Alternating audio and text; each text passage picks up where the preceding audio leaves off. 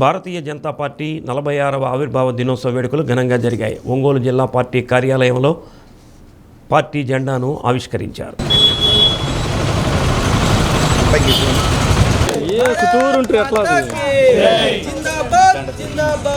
BJP జిల్లా అధ్యక్షుడు సెగ్గం శ్రీనివాసరావు, ప్రధాన కార్యదర్శి అమరసింహం, నాయకులు శివారెడ్డి, కృష్ణారెడ్డి, దామోదర్, రాజేష్ వర్మ, రంగనాథ్, సరస్వతి, ఎమ్మెల్సీ పోతుల సునీత తదితరులు పాల్గొన్నారు.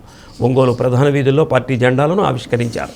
సమ్మర్ స్టోరేజ్ వద్ద గల బైపాస్ రోడ్లో మాజీ ప్రధాని వాజ్పేయి విగ్రహానికి పూలమాలలు వేసి నివాళులర్పించారు.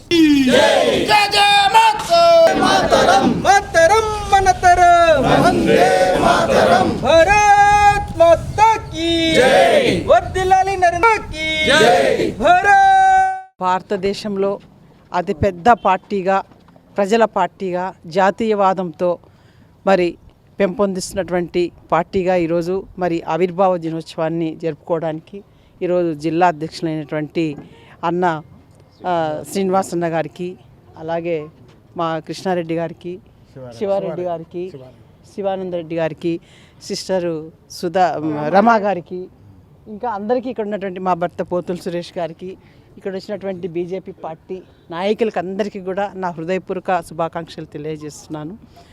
మరి భారతీయ జనతా పార్టీని మొట్టమొదటగా భారతీయ జనసంఘ్గా ఆ రోజు డాక్టర్ శ్యామ్ ముఖర్జీ గారు, దీన్ దయాల్ పండిట్ గారు పార్టీని స్థాపించి ఆ పార్టీ కోసం ఎంతో విస్తృతంగా దేశవ్యాప్తంగా నలుమూలల పార్టీ విస్తరణ కోసం చాలా కష్టపడి పనిచేసినటువంటి ప్రముఖులుగా వాళ్ళిద్దరు పార్టీలో వాళ్ళ యొక్క త్యాగాలను ఎప్పుడు కూడా మరవలేనటువంటిది.